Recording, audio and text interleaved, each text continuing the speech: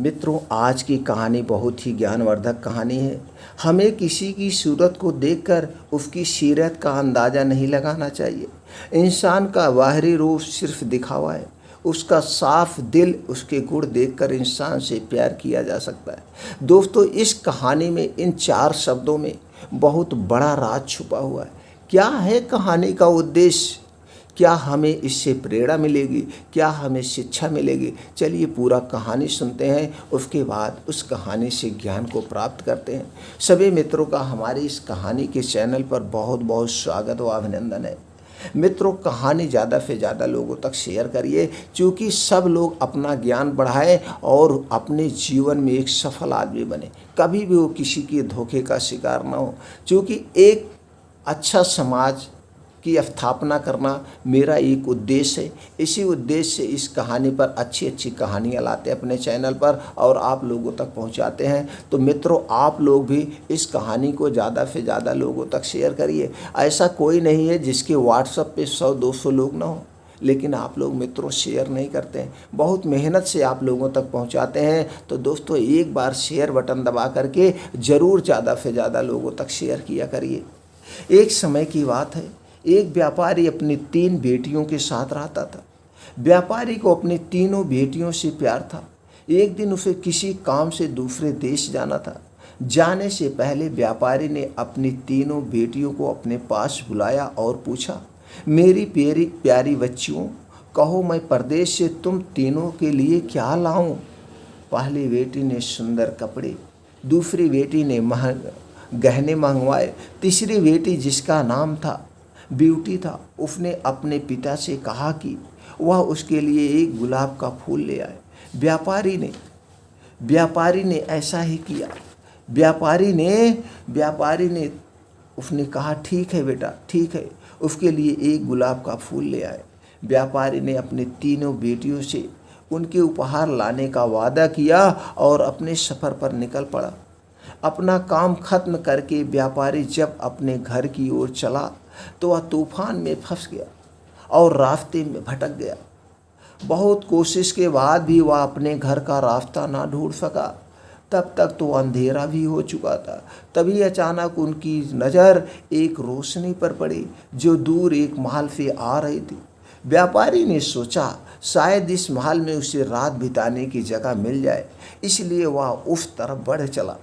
जब व्यापारी महल में पहुंचा तो पहले तो कोई भी नहीं था। उसने हर तरफ देखा, लेकिन उसे महल में कोई नहीं मिला। आश्चर्य की बात थी कि खाने की मेज पर कई प्रकार के स्वादिष्ट व्यंजन रखे हुए थे, परंतु उन्हें खाने वाला कोई नहीं था। भोजन को देख व्यापारी की भूख और बढ़ गई थी, इसीलिए उसने भर पेट खाना खाया और एक कमरे में मुलायम गद्दों पर सो गया। सुबह व्यापारी ने जब महल के बगीचों में सुंदर गुलाब खिले देखे तो उसे ब्यूटी से हुआ वादा किया हुआ याद आ गया। उसने एक फूल तोड़ा और घर की ओर जाने लगा। फूल तोड़ के रख लिया।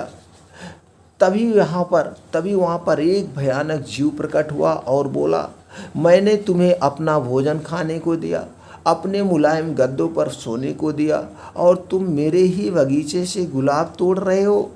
तुम्हें इसकी सज़ा भुगतनी ही पड़ेगी। व्यापारी बहुत डर गया था। कांपते हुए बोला, मुझे माफ़ कर दो, मुझे माफ़ कर दो, मुझे मत मारो। यह गुलाब मैंने अपने लिए नहीं तोड़ा, अपनी बेटी के लिए तोड़ा है। मैंने अपनी बेटी से वादा किया था कि मैं उसके लिए एक गुलाब का फूल लाऊंगा। यह सुनते ही राक्षस ने व्यापारी से कहा कि वह एक शर्त पर उसे छोड़ेगा।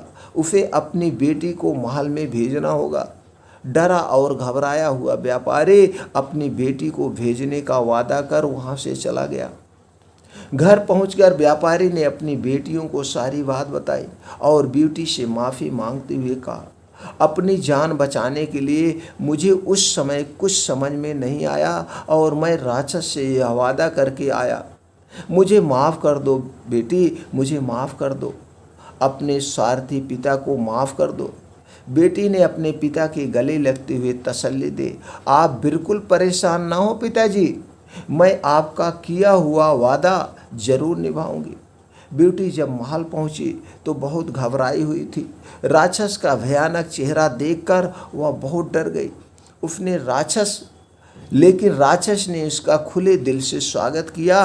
राक्षस ने उसे रहने के लिए अपने महल का सबसे अच्छा कमरा दिया और जब ब्यूटी आग के सामने बैठकर कढ़ाई करती तब राक्षस उसके पास बैठकर घंटों बातें करता था, बैठा रहता था, उसे निहारता रहता था।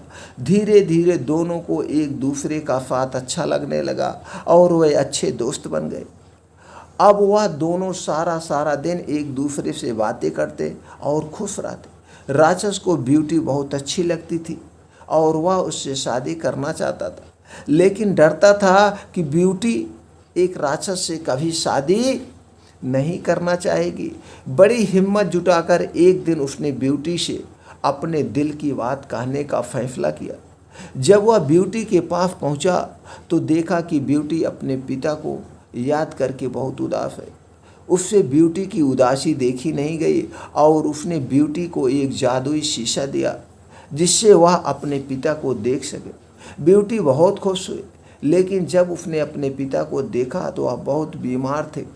यह देखकर ब्यूटी ने राक्षस से अपने पिता से मिलने की इच्छा जताई।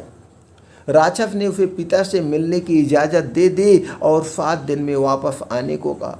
ब्यूटी ने तय समय में आने का वादा किया और अपने घर चली गई।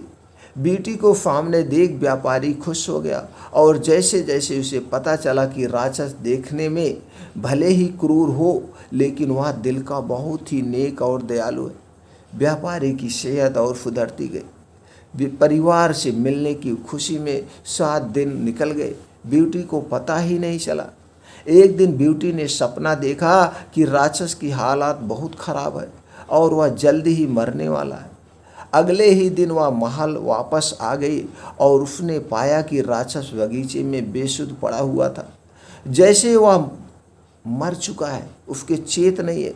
ब्यूटी उसे देखते ही रो पड़ी, तुम मुझे छोड़कर मत जाओ, मैं तुमसे बहुत प्यार करती हूँ और तुमसे ही शादी करना चाहती हूँ।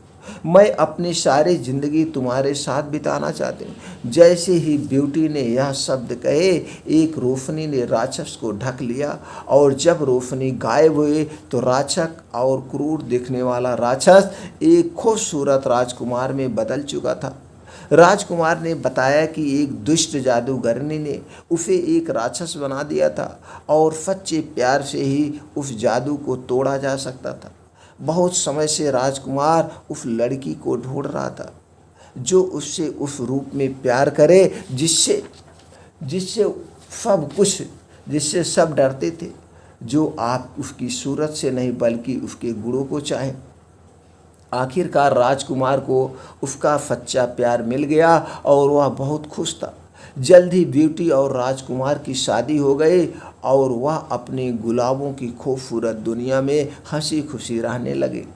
मित्रों, इस कहानी से हमें यह शिक्षा मिलती है कि हमें किसी की सूरत को देखकर उसकी सीरत का अंदाज़ा नहीं लगाना चाहिए।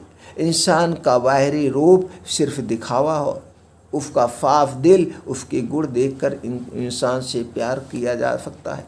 दोस्तों, इस कहानी से आपको क्या सीख मिली हमें कमेंट सेक्शन में ज़रूर बताएं। फिर मिलते हैं ऐसी ही और ज्ञानवर्धक कहानी के साथ अगले वीडियो में।